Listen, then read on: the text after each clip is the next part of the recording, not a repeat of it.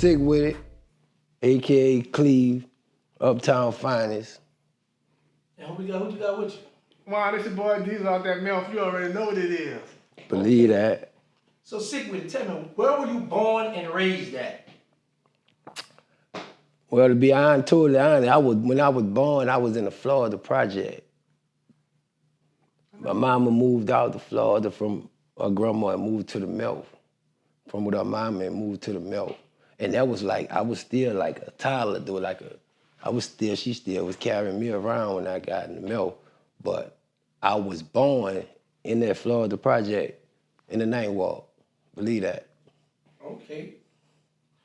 So you mentioned in your Rare Report interview that you had no other choice but to accept the gangster lifestyle. Could you elaborate on what you meant by that? Definitely.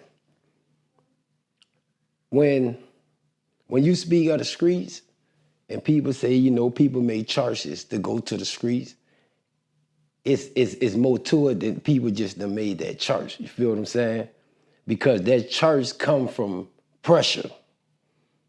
You know, pressure to be a man, pressure to get things done.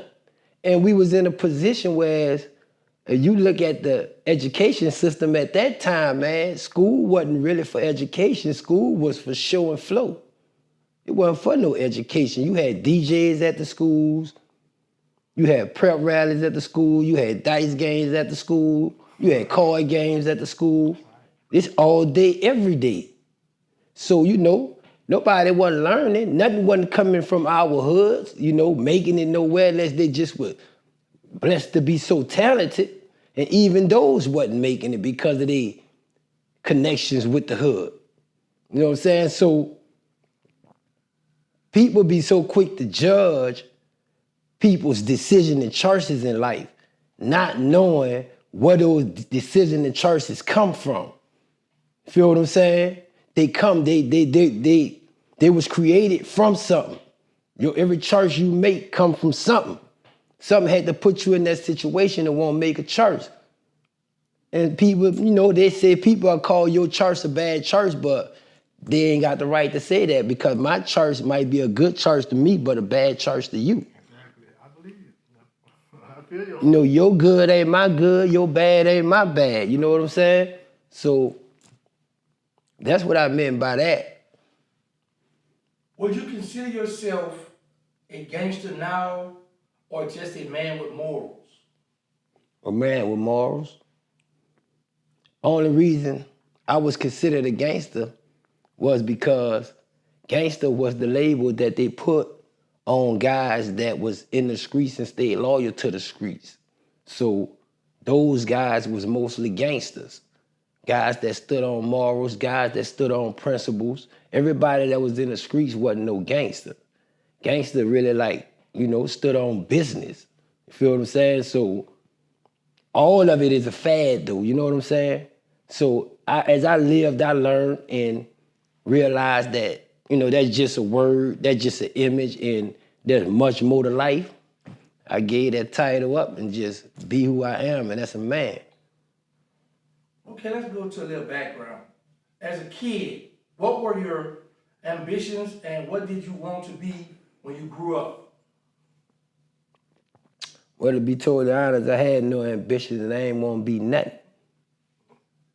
Ain't nothing was going on that I was pursuing no football. I played football in high school, right? But I ain't never wanted to be a football player. I played basketball every day, but I ain't want to be no basketball player. I just wanted to be me, no matter how it turned out. What kind of student were you early on? Were you active, outspoken, a class clown? How would you describe yourself in class? I'm going to say I was a disruptor in school. I was a disruptor. I'm going to be totally honest. From the first grade, from pre-K all the way to high school, I was a disruptor because I'm going to say this that a lot of people don't know. See, I was born with a little learning disorder, you heard me? So I ain't learned like everybody else, and that caused me to make a lot of bad choices and decisions when I was a child. When I was a baby, I had a fight with the whole class when I was in elementary. It was like only a week in school and I had a fight with the whole class. Who won? Well, me, my sister, and one of my brothers, all of us was fighting together. You feel what I'm saying? So I ain't never hit the ground. I knew that. I ain't never hit the ground, man. I would fight. I just was swinging on everything came, man. I would fight. We were fighting about 20 students. Okay. Were there any teachers, counselors, or mentors who left a last impression on you during those years? I'm gonna say my one of my elementary school teachers named Miss Ross. Miss Ross, she left a lasting impression on me because she was the teacher that really ain't play with me and made me like really turn my F into a D. You feel what I'm saying? She turned my F into a D because I was all incomplete every report card. I ain't never had a good report card in elementary or junior high. High school, the best report card I had was a C, and they gave me 2 perks to get the C to play football. How strict were your parents when it came to academics and your performance in school? Well, I'm gonna say my father was around for not my whole, childhood. My father left one year was like, I was still in elementary. When my father left, I was like in 4th or 5th grade, but when he was there, man, when he was there, I was really like, straight. Because my father ain't playing. He taught us a lot of things about being a man. So when he left, things changed because I ain't with nobody but my mama there now. And my mama was a man woman. She really held the 5 kids down by herself.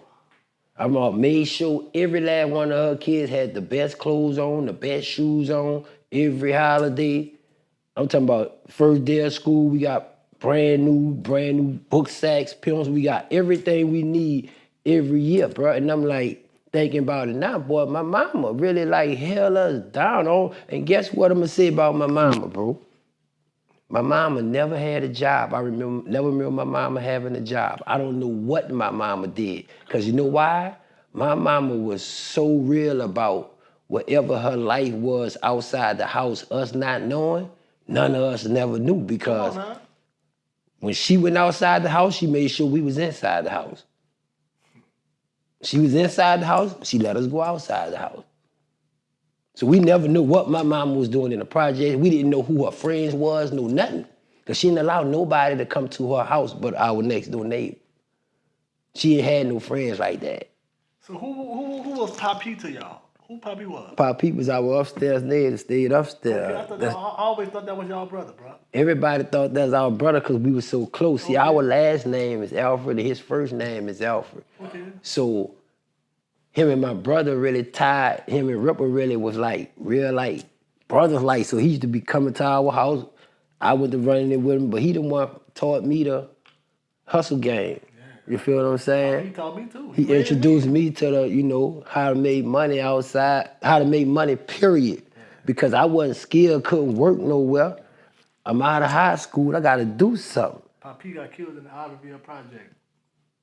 No, not that Poppy. No, Poppy's still living. The one I'm talking about. The one that's dead. Okay. No, the one I'm talking about still living. Sean Silk, brother. All right, I know him too. Yeah. What were your early interests in talents? Did you play basketball, football, or instruments? If so, can you share a little bit of that? Well, in high school, I played in band 1 year, and I ain't even complete the band. I stayed in the band about 3 months and got out of it because I ain't like it. What you played in the band? I played trombone. I played trombone, so I ain't like the band thing, blowing in no thing. I was like, man, look, I quit. So I started playing football. I liked the football now. I really, really liked it playing football because football was contact. Anything with no contact, I ain't like it. So I love football. I love the little basketball too because you get to play rough, but dudes be crying so much I got away from, I was about that contact though.